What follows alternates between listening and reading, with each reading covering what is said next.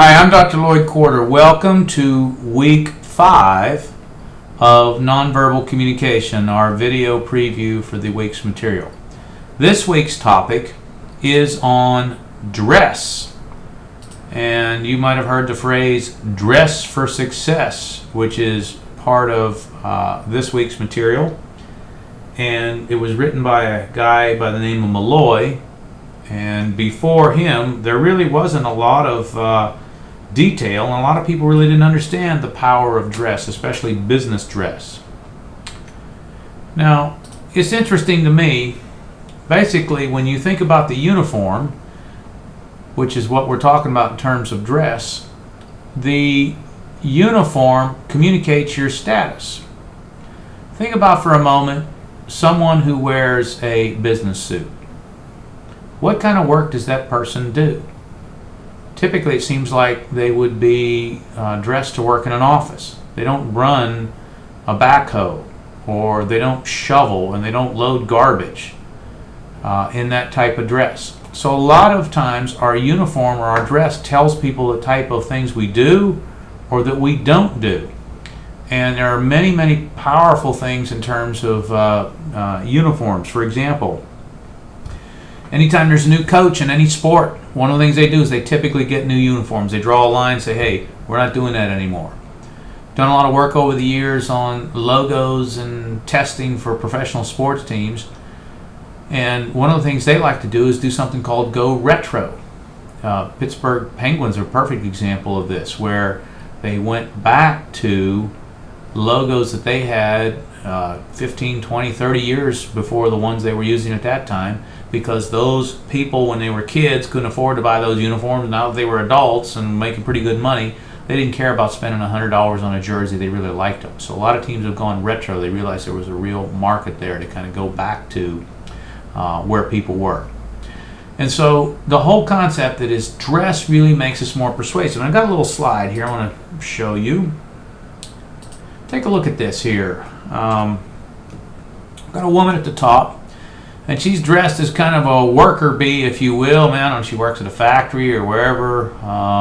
She's got her coat on and her jeans and her tennis shoes. Same woman, dolled up in much more of a dress. It's a sleeveless dress. I don't know, that might be a little too risque for a business environment, but notice the difference in how she looks. It's on the same wall, same background, but how she looks. So remember, our theme is more attractive people are more persuasive. So the dress is going to make us more attractive. The classic example I have at the bottom there, you might remember Cinderella. She's kind of the maiden washing up after the ugly stepsisters. She goes to the ball, same woman, looks a whole lot better. Dress seemed to make that woman as well. On the right are a couple examples of business dress. There's a guy wearing a suit, a necktie that he's tied that fits him well. It looks like it's well fitted.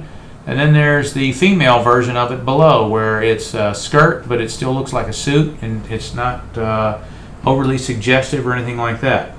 So basically, when you look at the material this week, you're going to see Malloy and many other people saying that in business there's a certain dress code, and in life, in many places, there's a certain dress code. And as we talk about nonverbal, you get too far outside of that, you'll get pressure to get back in. If you're going to wear dangling earrings and a bunch of gaudy makeup and a low-cut blouse or whatever, these are all things that kind of hinder your credibility, versus if you're really buttoned down. You will not see a CEO of a significant organization coming to work dressed in their, cocktail gown or something like that to conduct everyday business. You won't see even people like Bill Gates, who really did kind of blow up the whole idea of dress. There's still a whole thing called business casual, where you've got a collared shirt of some kind, you've got khaki pants, you've got a belt, you've got some nice shoes.